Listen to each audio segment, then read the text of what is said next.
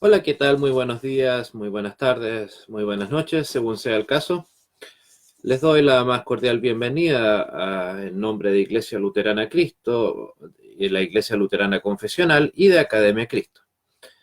Les saluda vuestro servidor, Andrés San Martín Arrizaga, desde Temuco, Chile. La traducción de la Biblia eh, es un tema muy complejo, muy estudiado, muy analizado, pero sin embargo, en su detalle muy poco conocido. Y si bien no pretendemos ahora dar tampoco gran detalle, pero al menos darles algunas breves acotaciones respecto del tema. Eh, Obviamente todos estamos, al menos los que estamos acá, espero estemos de acuerdo en que la Biblia es palabra de Dios, palabra revelada por Dios. Sin embargo, evidentemente no llegó al idioma castellano tal cual como hoy lo conocemos, sin duda, ¿no? Cualquiera sea la traducción de la que estemos hablando.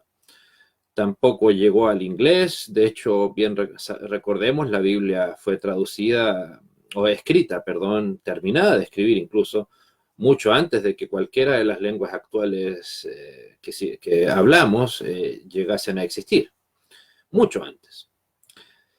Pero quisiera partir dándole un ejemplo.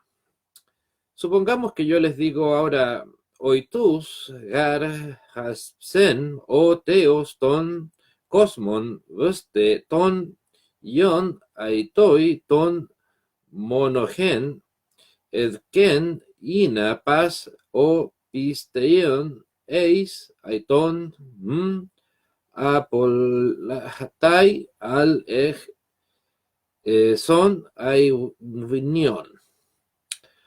Con todas, de hecho, estas palabras, obviamente, pero la mayoría de los que me acaban de escuchar no las han escuchado nunca, a excepción de ahora, y no las han entendido, por lo tanto. Sin embargo, son probablemente las palabras más conocidas por el mundo cristiano. Juan 3:16, porque de tal manera amó Dios al mundo, que ha dado a su Hijo unigénito, para que todo aquel que en él crea no se pierda. ¿Y por qué lo acabo de citar como ejemplo? No porque ahora en este momento en particular les vaya a hablar sobre dicho versículo, sino para resaltarles la importancia que tiene el hecho de que dicho versículo haya tenido que pasar de una lengua ya inexistente, que ya no se habla, en este caso el griego koiné, al idioma castellano. Pero también recordemos otra palabra bíblica, en Mateo 24:35, que nos dice, el cielo y la tierra pasarán, mas mis palabras, no pasarán. Y referente a la lectura que les acabo de hacer de Juan 3:16, en griego, dígame, ¿le serviría a usted o incluso a mí si se nos regalase una gigantesca biblioteca con los libros que más nosotros quisiéramos tener, pero eventualmente en idioma chino, por ejemplo, hablando en un lenguaje actual, o en el caso, incluso en el griego bíblico, o en el griego clásico, o que a los que nos gusta la filosofía se nos regalase todas las obras de los filósofos griegos de la Grecia clásica, precisamente en el griego clásico? Sin duda, además de ser un objeto muy simpático, muy atrayente de estantería, no nos serviría absolutamente de nada. Precisamente por eso es que se hace necesaria, si no una obligación, que la Biblia sea traducida a los idiomas modernos, a los idiomas que la gente habla. Recordemos, la Biblia fue escrita en 3 idiomas. El Antiguo Testamento, en su gran mayoría, fue escrito en el idioma hebreo antiguo, una parte menor en idioma arameo y todo el Nuevo Testamento en griego koiné o griego común. Bueno, estas lenguas, no es necesario conocer mucho de historia, se hablaban en un espacio geográfico bastante reducido, por lo tanto también por una cantidad de gente no muy amplia. No era mucha gente la que hablaba el griego ni el arameo, ni el hebreo tampoco. O sea, pensemos, la tierra de Israel, la tierra en donde vivió Jesús, Era un trozo de tierra que no se compara con los gigantescos países en los cuales muchas personas actualmente vivimos. Nosotros, los que han de ver este video, en su mayoría somos americanos, pensemos, ni siquiera la tierra de Palestina no alcanza a ser del tamaño ni siquiera de una provincia de alguno de nuestros países. Y por lo tanto, la cantidad de gente que hablaba dicho idioma, el idioma hebreo, era era una cantidad muy pequeña. Lo mismo, tal vez no tan acentuado, pero en el caso del griego, es cierto, se hablaba en más partes, pero también en un espacio reducido dentro de Europa, el norte de África en algunos casos, en el mar Mediterráneo en general. Pero tampoco era una lengua masiva, así como eventualmente hoy lo es el idioma castellano, el idioma inglés, el idioma francés, que traspasa continentes, su conocimiento, etc. Por lo tanto, si tanto judíos, primeramente, como posteriormente los cristianos, querían que el mensaje que ellos recibieron de parte de Dios, la revelación divina, fuese difundida y por lo tanto aceptada por más personas, ese lenguaje, ese texto, ese mensaje debía ser traducido y difundido fuera de los lugares en donde ellos estaban. Y para eso precisamente era necesario la traducción bíblica. La primera traducción bíblica del idioma hebreo al idioma griego es lo que conocemos hoy como la llamada Biblia Septuaginta, o las 70, le dicen algunos. Se llama así porque la leyenda cuenta que fue traducida por 72 eruditos judíos que hablaban perfectamente el hebreo, como también el griego, y que este trabajo se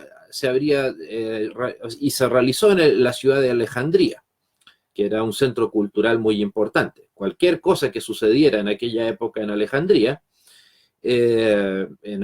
durante muchos siglos, iba a tener alguna repercusión en otras partes del mundo conocido. Esa, insisto, fue la primera traducción bíblica del hebreo al griego. Y en general podríamos decir la primera parte de traducción bíblica que existía. Esto fue antes de Cristo, por lo tanto no existía la Biblia completa como tal. Pero una vez que ya conocemos este mensaje, esta palabra, y ahora sabemos que debe ser traducida, viene la pregunta, ¿cómo traducir? Nosotros puede que hablemos parcial o completamente más de un idioma, pero evidentemente, por mucho que se nos entregue un mismo texto, eventualmente vamos a traducir de maneras distintas con palabras distintas. Recordemos, si bien la Biblia es palabra de Dios, aún así no deja de ser un libro. Por lo tanto, debe ser traducido con los criterios de traducción normales. Insisto, no es una lengua distinta, escrita en lenguas distintas a las que haya utilizado cualquier persona no creyente, sino el lenguaje común de cualquier persona, al menos en el mundo hebreo y posteriormente en el mundo cristiano griego. Y es que nos encontramos en el momento de la traducción con el problema de que las palabras de un idioma respecto de otro no son la misma cantidad, ni tampoco existen las mismas reglas gramaticales en todos los idiomas. Por lo tanto, es de plano, hay que afirmarlo, una traducción literal de los textos en idioma original que tenemos de la Biblia, tanto hebreo como griego. Hacer una traducción literal es absolutamente imposible. Cualquier persona que se ufane de supuestamente poder hacer eso, derechamente les está mintiendo. Una traducción literal del hebreo al castellano es imposible. Una traducción literal del griego al castellano es imposible. Por lo tanto, debemos buscar y consensuar la mejor manera de que el mensaje escrito y revelado por Dios, entregado por medio de sus siervos, sea el mejor que haya de llegar a nuestra lengua moderna. En este caso, el caso nuestro, el castellano. Aquí en parte entra un poco también la polémica de en base a cuáles textos originales debemos confiar. En el caso de Del hebreo no hay mayor discusión. Existe el texto hebreo que hoy en día se le llama la Biblia hebraica stuttgartense, que se le llama así porque es la compilación de todos los textos del Antiguo Testamento en idioma hebreo antiguo, que es propiedad y patrimonio de la Sociedad Bíblica de Stuttgart, en Alemania. Donde sí está fuertemente instalada la polémica es en los textos del Nuevo Testamento, particularmente por el origen griego. Existen dos textos al respecto, al menos los dos más fundamentales. Uno es el texto Receptus, que originalmente fue creado en el siglo XVI, versus el texto llamado Nestlealand, o también le llaman algunos texto crítico. El texto Receptus fue recopilado por Erasmo de Rotterdam y posteriormente revisado por Stephanus y posteriormente nuevamente revisado por Scribner. Es el texto base de la mayoría de las traducciones que podríamos hablar hoy en día del lenguaje antiguo, que se utilizó básicamente hasta principios del siglo XX. Las nuevas traducciones en su mayoría pretenden ser fruto del trabajo del texto griego Nestlealand, que ya va en su revisión número del texto propiamente tal, texto 6, pero en las acotaciones, en los textos adjuntos a pie de página, va en su revisión número 28. Tengo entendido que el próximo año ya a salir publicada una edición 29. Este texto fue escrito por dos teólogos alemanes, el señor Nestle, por eso su nombre, y el señor Aland. Básicamente hay que reconocerlo, independiente de los gustos personales que tenga yo sobre dichos textos, la polémica va a ser eterna. No, la verdad no va a haber un consenso nunca sobre cuál texto es mejor. Los seguidores del texto Receptus afirman que ese es más confiable, que fue tomado de mejores manuscritos. Los defensores del Nestlealand han de decir que Nestle y Aland tenían a disposición mejores manuscritos, más antiguos, lo cual en este caso sí eran más antiguos, mientras que los contrarios han de decir que el hecho de que no sea un texto más antiguo no lo convierte, o que sea un texto más antiguo, no lo convierte necesariamente en un texto más fidedigno. Por lo tanto, para serles franco, eso es una cuestión casi ya, a mi opinión, de un salto de fe. Los que aceptan un texto darán sus razones, los que aceptan el otro darán sus otras razones. Sin embargo, la polémica, a mi opinión, es mucho más grande de lo que realmente es en la realidad. Porque si comparamos ambos textos, el texto Receptus versus el texto Nestlealand, la diferencia, tengo entendido hasta donde sé, no llega a ser más de un 5%.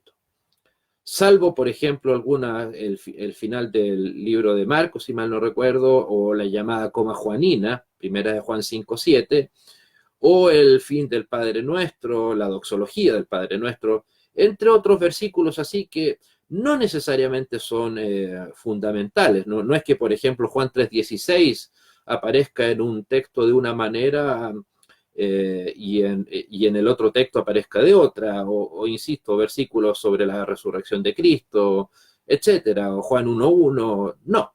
En ese sentido, quienes hoy mantienen dichas diferencias está más dado precisamente por los seguidores actuales de dichos textos, más que por los textos en sí mismos.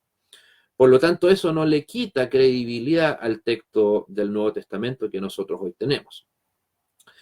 Pero nuevamente, estamos aquí todavía hablando se habla de los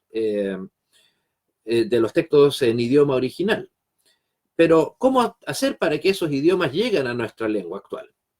Y ahí es donde entra precisamente el proceso de traducción, que es, insisto, un proceso muy laborioso, que amerita mucha erudición, no lo puede hacer cualquiera, y que tampoco puede ser un trabajo improvisado. En ese aspecto hay varios sistemas de traducción en el caso de la Biblia que se han utilizado, pero para otros textos se han utilizado también otros términos, otros sistemas de traducción, pero básicamente en este caso voy a referirme a tres. El primero es el de la llamada equivalencia formal, que lo que más busca es mantenerse apegado a la literalidad del texto fuente. O sea, en este caso busca más anhelarse palabra por palabra, si fuese posible, insisto, a lo que está escrito ahí en el texto griego, en el texto hebreo, en el texto arameo. Versus la equivalencia dinámica, que busca acomodarse al lenguaje del lector. O sea que más que primar el texto en el lenguaje original, le importa más el lector moderno, en este caso usted o yo. ¿Qué problema tiene, a mi opinión, este segundo sistema de traducción?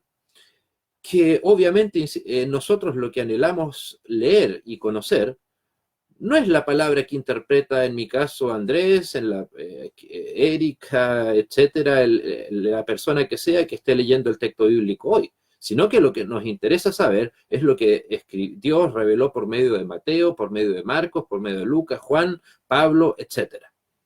No lo que nosotros podamos mejor entender. Y es cierto, en muchos casos la equivalencia dinámica acomoda más al lector moderno porque, claro, suele entregar un lenguaje más cotidiano, un lenguaje más sencillo, tema del cual nos ocuparemos en otro video, referente a las diferentes traducciones bíblicas en el idioma castellano. Pero, insisto, lamentablemente, este tipo de traducción, la equivalencia dinámica, deja de lado el texto fuente, el texto original, en este caso, insisto, el griego o el hebreo. O sea, por darles un ejemplo, o sea, evidentemente si ustedes quisiesen leer a Shakespeare, que escribió obviamente en inglés, les interesa saber lo que quiso decir Shakespeare, no lo que eventualmente pudiese mejor entender usted o yo. Lo que vale es Shakespeare. Y así con Goethe en el idioma alemán, etc. No tanto nuestra opinión respecto de dichos textos. Y hay un tercer tipo de traducción que se le denomina paráfrasis, que lo que busca es, según una definición propia de ellos, es expresar el pensamiento de un autor en palabras más comprensibles a las empleadas por el autor originalmente. Entiéndase la palabra fundamental aquí, lo que busca es expresar el pensamiento, no las palabras. O sea, nuevamente, esto se aleja aún más de la palabra por palabra del autor original. Insisto, solamente el pensamiento. Por eso es que, a diferencia de la equivalencia formal, la paráfrasis, más que intentar traducir palabra por palabra, lo que hace es traducir párrafos, en donde, insisto, como lo dice la misma definición, que la saqué de una traducción bíblica, que es la única traducción bíblica al castellano que abiertamente se reconoce ser una paráfrasis, que es la llamada Biblia al día, que prácticamente actualmente en castellano no circula. Entonces, insisto, ellos ahí, claro, traducen más por párrafos que versículo a versículo, o que con mayor razón palabra por palabra.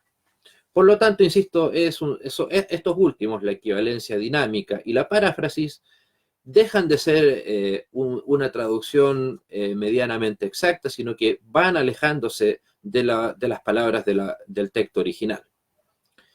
En ese sentido, digamos, curiosamente, usted que eventualmente puede hablar algún otro idioma, es más lo que hace paráfrasis al traducir una conversación de lo que una traducción literal. Insisto, porque pensémoslo, el idioma castellano es muchísimo más grande, más del triple, creo, mucho más complejo que el idioma inglés. Pero, por ejemplo, el idioma, comparando el idioma castellano con el idioma alemán, o las lenguas nórdicas, el castellano es un idioma minúsculo comparado al respecto. Pero Habiendo ya conocido cómo se puede eventualmente utilizar los métodos de traducción bíblica, encontramos lo siguiente. ¿Cuáles han sido los frutos de esta traducción bíblica? Que, insisto, la traducción bíblica al castellano la analizaremos posteriormente en dos sesiones posteriores. En primer lugar, quiero referirme a la Luther Bible, la Biblia traducida por Martín Lutero, que fue traducida entre 1521 a 1530. Esta Biblia fue también traducida, insisto, íntegramente por Martín Lutero, que fue un trabajo de 10 años, por ende no fue un trabajo a la rápida, como algunos creen. Está el mito de que cuando Lutero fue secuestrado o se fingió su secuestro durante 10 meses en el castillo de Wartburg, ahí supuestamente Lutero habría traducido completa la Biblia. Y por lo tanto entonces vienen las acusaciones de nuestros detractores, diciendo que lo que Lutero hizo fue un trabajo a la rápida, un trabajo desmesuradamente apurado y por ende no correcto. Pero no, insisto, el trabajo completo tardó más de 10 años, incluso Lutero, durante su vida, recordemos Lutero murió en 1546, continuó haciéndole revisiones. Vale mencionar que, insisto, él tuvo que básicamente tomar crear un idioma alemán que no existía, porque cada provincia alemana hablaba su propio dialecto, de hecho lo hacen hasta el día de hoy. Entonces Lutero tenía que enfrentarse al problema, bueno, ¿y con cuál dialecto me quedo? Y ahí es donde él crea el llamado idioma alemán moderno o el Hochdeutsch, que es, insisto, el alemán que se habla en Alemania al menos hasta el día de hoy. Hay otros países que hablan alemán, Suiza, Austria, pero ellos no hablan exactamente el mismo alemán que se habla en Alemania. Insisto, esto fue entre el año 1521 a 1530. Posteriormente, y este es el caso que obviamente más nos llega de cerca, es el caso de Casiodoro de Reina y de Cipriano de Valera, en el idioma castellano, pero castellano antiguo, por cierto, no es exactamente el idioma que nosotros hablamos actualmente. El señor Casiodoro de Reina terminó de traducir la Biblia completa el día 28 de septiembre de 1569, o mejor dicho, ese día fue cuando se publicó, el 28 de septiembre de 1569. Esa Biblia es la que se le llamó la Biblia del oso. ¿Por qué se le llamaba del oso? Simplemente por el hecho de que en la portada, en la tapa de dicha Biblia, de las pocas que se pudieron imprimir, aparecía precisamente un oso alimentándose de un árbol.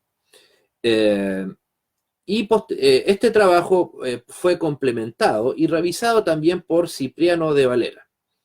En este trabajo, el trabajo exclusivo de Cipriano de Valera es la llamada Biblia del Cántaro, que fue publicada en Ámsterdam en 1602.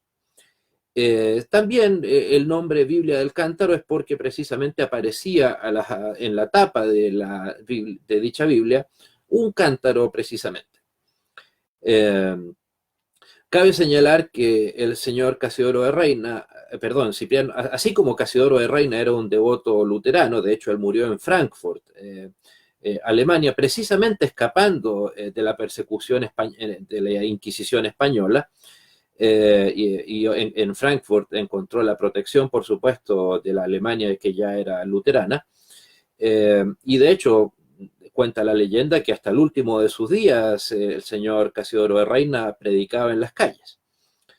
Mientras tanto que el señor Cipriano de Valera, que él era un devoto calvinista, él incluso, tal era su devoción a su iglesia, que él tradujo en 1597 la Institución de la Religión Cristiana, el texto fundamental de Juan Calvino. La unión de ambas traducciones, la Biblia del Cántaro de Reina y la Biblia del Cántaro de Valera y la Biblia del Oso de Reina, es lo que da lugar a la que llamamos hoy en día la traducción Reina Valera. Como bien sabemos, la traducción Reina Valera es la traducción más utilizada en el lenguaje castellano, en particular la revisión de 1960. De hecho, esta traducción originalmente fue conocida hasta 1959 simplemente con el nombre Antigua Versión de Casiodoro de Reina, revisada por Cipriano de Valera.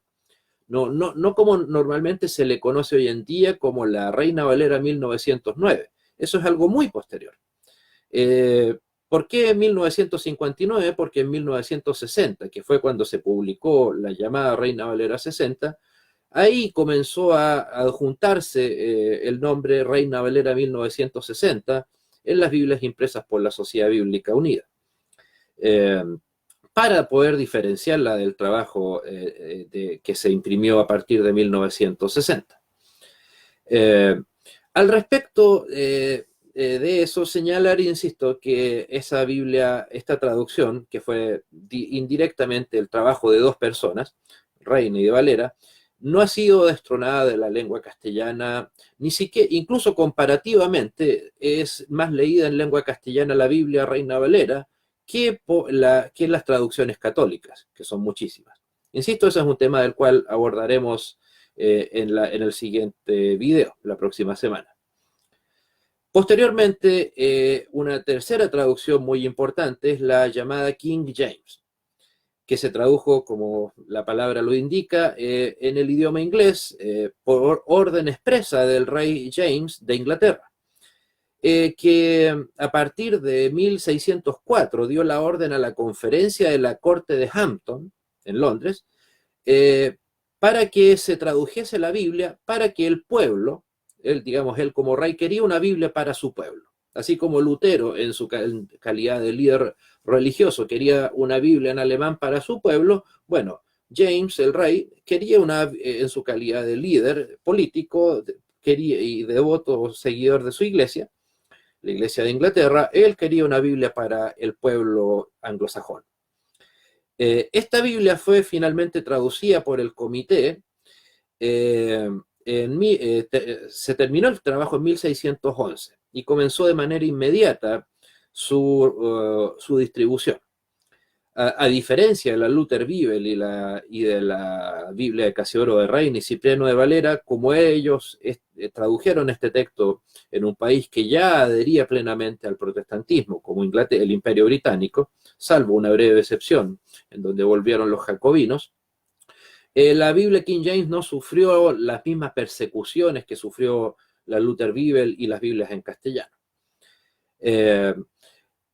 Hay que señalar que tanto la Luther Bibel como la King James, que si bien fueron traducidas en el caso del alemán, en un alemán más o menos medianamente antiguo, y la King James en un inglés también antiguo, esas dos traducciones bíblicas son la base del inglés, de la lengua inglesa que se habla actualmente.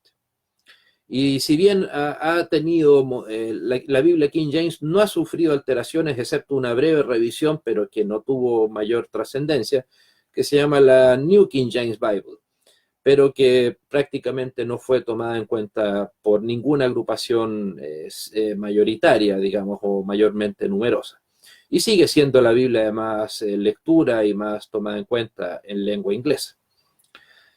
Bueno, también solo como señalarlo, en portugués estuvo el trabajo de João de Almeida, Biblia que también sigue siendo hasta el día de hoy la Biblia más leída en portugués, por João, traducido precisamente por el señor Almeida, trabajo que comenzó cuando apenas tenía 16 años. Así que un tamaño erudito el señor Almeida. Todo esto de lo que les he hablado nos habla, como ven, de un trabajo que no ha sido improvisado. Dios obviamente no iba a permitir que su palabra fuera llevada al mundo moderno, al mundo que nos toca vivir, simplemente por neófitos, por gente que no tuviese conocimiento respecto del tema. Ahí solamente una breve reflexión.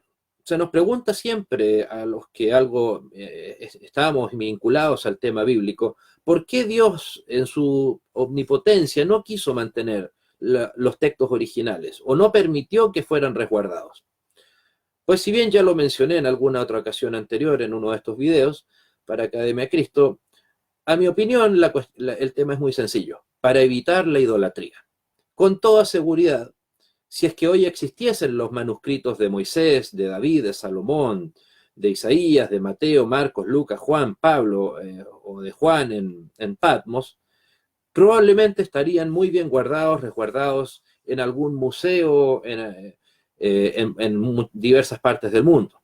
Probablemente en Londres, en Alemania o en Estados Unidos, que son los países que más preservan este tipo de textos. Pero sin embargo, lo más probable es que la gente se quedaría o le interesaría más que lo que dice el texto, más que lo que escribió Moisés y los demás autores, Pablo, etcétera, le importaría el trozo de papel. Simplemente les quedaría esto, un papel. No le importaría a la gente si es realmente cuál es el texto, ¿no? Le importaría simplemente, ok, este es o todos tratarían de tener una copia exacta, pero de cómo estaba impreso, como se dice, una copia tipo fotográfica de aquellos textos, pero la gente no los tomaría en cuenta, o al menos el grueso de la gente. Y por supuesto, usted, cristiano como yo, ¿qué es lo que queremos? Que la gente tenga, guarde y reverencia ante un trozo de papel, ante un trozo de pergamino, o ante el mensaje que dicho trozo de papel y pergamino tengan. Pues bueno, quiero creer que usted y yo anhelamos lo segundo. Insisto, no nos interesa el tipo de letra con la que escribía Pablo, la gramática, o digamos, si era ordenado para escribir, si era lento, etcétera, o Moisés, etcétera, quien sea. Lo que nos interesa es lo que Dios nos reveló por medio de ellos, no el trozo de papel en el cual ese trabajo se llevó a cabo. Así que, en ese sentido, la Biblia, a diferencia de todo el resto de la literatura mundial de la antigüedad, o sea, teniendo en cuenta que es un libro que ya tiene casi 2000 años de haber sido finalizado, es un texto que no tiene comparación, en el sentido de que no hay absolutamente ningún libro antiguo que tenga tamaña cantidad de manuscritos de años similares o años anteriores, etcétera. Ningún otro texto ha sido tan bien conservado, tan bien preservado como lo es, o lo es hasta el día de hoy, la Sagrada Biblia. Solo de la Biblia se puede decir que se conservan miles de manuscritos que son los que permiten que nosotros tengamos certeza de que lo que Dios le reveló a los autores originales es lo que nos ha llegado a nosotros hoy. ¿Por qué? Recordemos, como nos dice Hebreos 13:8, Jesucristo es el mismo ayer, hoy y por los siglos. Por lo tanto, su palabra, la Biblia, también lo ha de ser. Que Dios les bendiga, muchas gracias. Se despide de vosotros su leal servidor, Andrés San Martín Arrizaga, desde Temuco, Chile, y les esperamos para la próxima oportunidad. Dios les bendiga.